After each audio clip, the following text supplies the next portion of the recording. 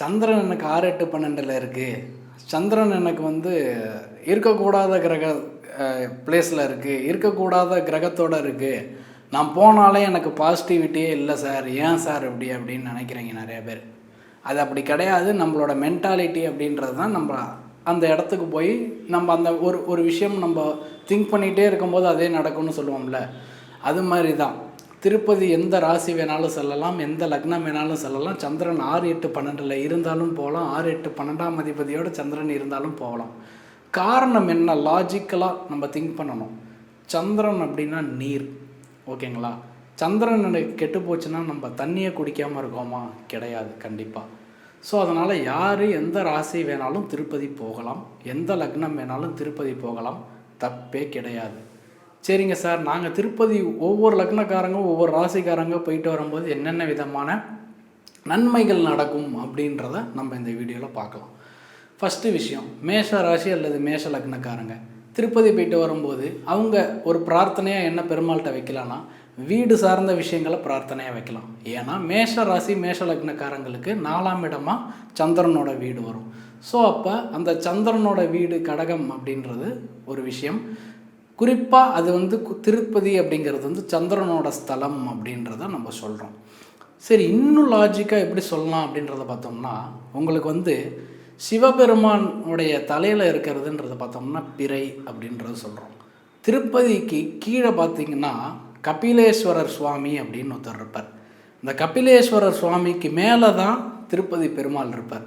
அப்போ கீழே இருக்கக்கூடியவர் அப்படின்னு சொல்லக்கூடியது சிம்ம ராசிக்குரிய சூரியனாக வரார். மேலே இருக்கக்கூடியவர் அவருக்கு 12 தானே. ஸோ அப்போ சிம்மத்துக்கு மேலே உள்ள கட்டம் தானே கடகம். அப்போ அந்த கடக ராசிக்கு சந்திரனாக வரார். அப்போ பிறை, அப்போ பித்தா பிறை சூடி அப்படின்னு சொல்லக்கூடியவர் தான் சந்திரமூலீஸ்வரர் அப்படின்னு சொல்லக்கூடிய சிவபெருமான். இது தாங்க லாஜிக்கு.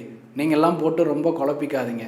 திருப்பதி இப்போ மேஷ லக்னக்காரங்க 4ஆம் இடம் ஆன கடகம் மனையை இயக்கணும் அப்படின்றத பார்த்தோம்னா, சந்திரனை இயக்கணுன்றதை பார்த்தோம்னா, மேஷ ராசிக்காரங்க இயக்கினீங்கன்னா, மேஷ லக்னக்காரங்க இயக்குனிங்கன்னா நல்ல வீடு அமையும், நல்ல சொகுசான வாழ்க்கை கிடைக்கும், நல்ல கம்ஃபர்ட் ஜோனில் இருக்கணும், ஜாலியாக இருக்கணும்னு நினைக்கிறீங்களா? கண்டிப்பாக திருப்பதி போயிட்டு வாங்க. அடுத்தது ரிஷப லக்னம் ரிஷப ராசிக்காரங்க திருப்பதி போயிட்டு வந்தால் என்னென்ன விஷயங்கள் நல்லா தான் நடக்கும். ரிஷப லக்னம் அல்லது ரிஷப ராசிக்காரங்க அவங்களுக்கு வந்து 3ஆம் இடம் அப்படின்றது வருது. முயற்சி எடுத்து லாஸ் ஆகக்கூடிய ரிஷப லக்னம் ரிஷப ராசிக்காரங்க. அதே போல் இந்த பாகப்பிரிவினை சார்ந்த பிரச்சனைகள், சொத்து சார்ந்த பிரச்சனைகள் இருக்கிறவங்க ரிஷப லக்னம் ரிஷப ராசிக்காரங்க இவங்க திருப்பதி போயிட்டு வந்தீங்கன்னா இந்த அதாவது மேற்கொண்ட சொன்ன விஷயங்கள் எல்லாமே உங்களுக்கு சக்ஸஸ்ஃபுல்லாக கம்ப்ளீட் ஆகும். அடுத்தது மிதுன லக்னம் மிதுன ராசிக்காரங்க. சார், வருமானம் கடன் அடையணும், நாங்கள் இங்கே போயே ஆகணும் அப்படின்னு நினைக்கிறீங்கன்னா கண்டிப்பாக நீங்கள் போயிட்டு வாங்க. மிதுன லக்னம் மிதுன ராசிக்கு ஒரு டேர்னிங் பாயிண்ட் தரக்கூடியது திருப்பதி தான். குறிப்பாக ஏழுமலையான வழிபாடு பண்ணுங்கள். என்றைக்கு வழிபாடு பண்ணலாம்? பொதுவாக ஒரு விஷயம் நோட் பண்ணிக்கோங்க. திருப்பதி போனீங்கன்னா மாதத்தோட தமிழ் மாதத்தோட முதல் திங்கட்கிழமை அன்னைக்கு போயிட்டு வந்து பாருங்கள், உங்களுக்கு பொருளாதார சிக்கல்கள் கண்டிப்பாக தீரும். அடுத்தது கடகராசி கடக லக்னக்காரங்க திருப்பதி போயிட்டு வந்தால் எந்த விதமான எப்படி உங்களுக்கு நல்லாயிருக்கும் அப்படின்றத யோசித்தோம்னா, உங்களுக்கு லக்னாதிபதியே அவர் தான், ராசியாதிபதியே கடகராசி கடக லக்னத்துக்கு அவர் தான் வருவார், சந்திரன் தான் வருவார். ஸோ அப்போ நான் யாருன்றதே வெளியில் தெரியல அப்படின்னு நினைப்பீங்க. செல்ஃப் ப்ரொமோஷனே எனக்கு இல்லை, நான் எவ்வளோ இடத்துல வேலை செஞ்சாலும் எனக்கான அங்கீகாரம் இல்லைன்னு நினைக்கக்கூடிய கடகராசி கடகலக்ன அன்பர்கள் எல்லாருமே திருப்பதி போயிட்டு வந்தீங்கன்னா உங்களுக்கு கண்டிப்பாக திருப்புமுனை ஏற்படும். அடுத்தது சிம்ம ராசி சிம்ம லக்ன அன்பர்கள், அவங்களுக்கு 12ஆம் இடமா வருது. சார், நான் திருப்பதியே போகக்கூடாதா, போயிட்டு வந்தால் ஆக்சிடெண்ட் ஆகுது, போயிட்டு வந்தால் நெகட்டிவாக இருக்குது. தயவு செஞ்சு இது மாதிரி நினைக்காதீங்க. இது மாதிரி நினச்சிங்கனாலே திருப்பதி போகாதீங்க. என்னோடய கைண்ட் அட்வைஸ் அதுதான். இந்த தாட்லாம் தூக்கி இப்படி ஹேரை எடுத்து இப்படி ரிமூவ் பண்ணி சலூன் கடையில் போடுற மாதிரி நீங்கள் இந்த தாட்டை இப்படி எடுத்து ஓரமாக வச்சுட்டு, உங்களுக்கு விரயம் ஆகக்கூடாது, தூக்கம் நல்லா வரணும், மனசு சரியில்லாமல் அடிக்கடி போகும். இப்போ சிம்மராசிக்காரங்களுக்கு அஷ்டமச்சனி வேறு, சும்மாவே சொல்ல வேணாம், எல்லாரும் பயமுறுத்தி வச்சுட்டாங்க. சிம்மராசியா ஆஹா முடிஞ்சு போச்சு அப்படிங்கிறாங்க. சிம்மராசி சிம்ம லக்ன அன்பர்கள் திருப்பதி போயிட்டு வாங்க, அஷ்டமச்சனி உங்களுக்கு விட்டு விலகிடும். இப்போ கோச்சார ரீதியாக சொல்கிறேன். ஜனனகால ஜாதகத்தில் உங்களுக்கு 12ஆம் இடம். அப்போ சிம்மராசி சிம்ம லக்னக்காரங்கள் திருப்பதி போயிட்டு வந்தால் ஃப்ளைட்டில் போகக்கூடிய சுச்சுவேஷன் கூட கிரியேட் ஆக்கி தருவார் திருப்பதி பாலாஜி என்கிற பெருமாள். ஸோ அதுக்கப்புறம் கன்னி ராசி கன்னி லக்ன அன்பர்கள் திருப்பதி போயிட்டு வந்தால் எந்த மாதிரியான யோகங்கள் கிடைக்கும் அப்படின்றத பார்த்தோம்னா, உங்களுக்கு வந்து 11ஆம் இடமாக வர்றார். சார் எனக்கு நிறைய பிக் ட்ரீம்ஸ் இருக்குது, அதெல்லாம் அச்சீவ் ஆகுமானே தெரில. கனவு காணலாம், கனவு காணுங்கன்னு அப்துல் கலாம் ஐயாவே சொல்லியிருக்காரு. அந்த கனவுகள் பலிதமாகணும் அப்படின்னு நினைக்கக்கூடிய கன்னி ராசி கன்னி லக்ன நண்பர்கள் திருப்பதி ஏழுமலையான போய் வழிபாடு பண்ணிட்டோங்க. கண்டிப்பாக உங்களுக்கு ட்ரீம்ஸ் எல்லாம் சூப்பராக கிளியர் பண்ணிடுவீங்க. அடுத்தது துலா ராசி துலா லக்ன நண்பர்கள் திருப்பதி போயிட்டு வந்தால் எந்த விதமான யோகங்கள் உங்களுக்கு கிடைக்கும் அப்படின்றத பார்க்குறப்ப தொழில் சூப்பராக ஒர்க் ஆகுங்க. குறிப்பாக இந்த திருப்பதி ஏழுமலையானோட இன்னொரு மிகப்பெரிய சூட்சமம் என்னன்னு கேட்டிங்கன்னு வைங்களேன், நீங்கள் பெரிய பெரிய ரெஸ்டாரண்ட்டுக்கு போனாலும் சரி, பெரிய பெரிய ஷாப்புக்கு போனாலும் சரி, திருப்பதி பெருமாளோடைய படம் வச்சுருப்பாங்க. அதுக்கு நல்ல அலங்காரம் உள்ள படமாக தான் வச்சுருப்பாங்க. ஒரு விஷயம் நல்லா புரிஞ்சுக்கோங்க, திருப்பதி பெருமாளோட ஃபோட்டோ யார் வச்சு தினமும் உங்களோட தொழில் ஸ்தானத்தில் வச்சு நீங்கள் பூஜை பண்ணிகிட்ருக்கீங்களோ உங்களுக்கு அவர் தாங்க வியாபார அவசியத்தை ஏற்படுத்தி கொடுப்பாரு. அதே போல் துலா ராசி துலா லக்ன நண்பர்களுக்கு ப்ரமோஷனே இல்லைன்னு நினைக்கிறீங்கன்னா திருப்பதி போயிட்டு வாங்க, கண்டிப்பாக உங்களுக்கு ப்ரமோஷன் அப்படின்றது கிடைக்கும். அடுத்தது விருச்சிக ராசி. சார் எங்களுக்கு பாதகாதிபதி அவரே நீசமாகறாரு, சும்மாவே சுற்றி சுற்றி அடிப்பார் சந்திரன், நீங்கள் திருப்பதி வேறு போயிட்டு வர சொல்கிறீங்களே எப்படி இருக்கும்? கவலையே விடுங்க. உங்களோட மனசை ஹீல் பண்ணி விடக்கூடிய சக்தி, பிராணசக்தி, அந்த பிரபஞ்சத்தினுடைய பேராற்றல் விருச்சிக ராசி விருச்சிக லக்னம். நீங்கள் ஜெயிக்கணும்னா கண்டிப்பாக திருப்பதி போயிட்டு வாங்க, கண்டிப்பாக நீங்கள் ஜெயிப்பீங்க. அதே போல் உங்களுக்கு அப்பா அப்படிங்கிறவரோட ஆயுள் பாவகம் நல்லா இருக்கணும் அப்படின்னு நினைக்கிறவங்க, அதே போல் முன்னோர்களோட ஆசீர்வாதங்கள் கம்மியாக இருக்குதுன்னு நினைக்கிற விருச்சிக ராசி விருச்சிக லக்னம் பொறுத்த வரைக்கும் எப்படின்னா குழப்பமான மைண்ட் செட்டில் இருப்பீங்க. குறிப்பாக டெசிஷன் மேக்கிங் அப்படின்றது உங்களுக்கு ஒரு தடுமாற்றத்தை குறிக்கும். ஏன்னா உங்களோட ராசி அல்லது உங்களோட லக்னத்தில் சந்திரன் நீசமாகக்கூடிய இடம் அப்படின்னு நினைக்கிறீங்க. குறிப்பாக சனியோட நட்சத்திரம் வேறு இருக்குது.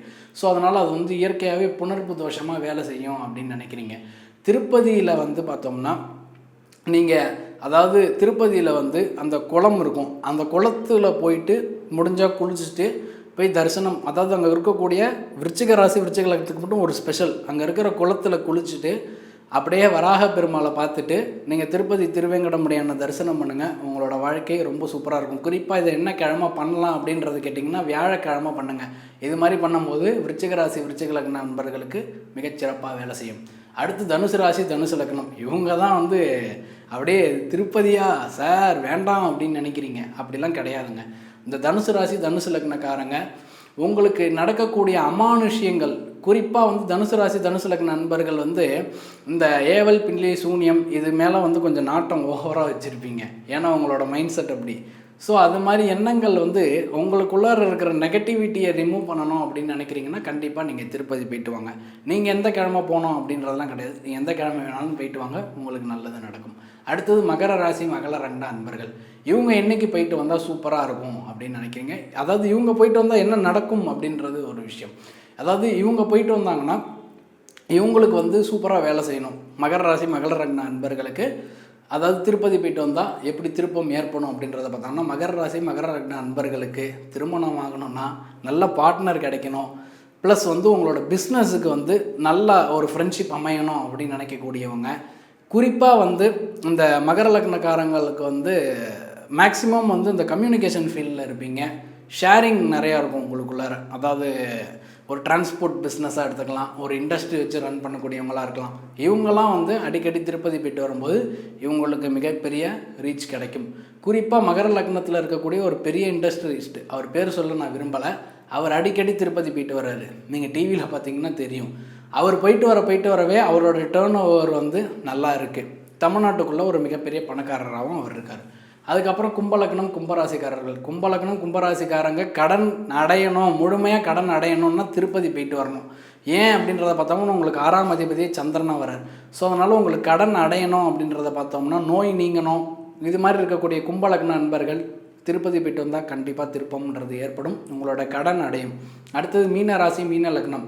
அவங்களுக்கு 5ஆம் இடம் அப்படின்னு சொல்லக்கூடியதே கடகமனையாக வரும். எப்போதும் ஹாப்பியாக இருக்கணும்னா மீன ராசி மீன லக்னம் நல்லா நோட் பண்ணிக்கோங்க. திருப்பதி ஏழுமலையான பிடிச்சிக்கோங்க. திருப்பம் உங்களுக்கானது வந்துக்கிட்டே இருக்கும். நன்றி, வணக்கம். அடுத்த எபிசோடில்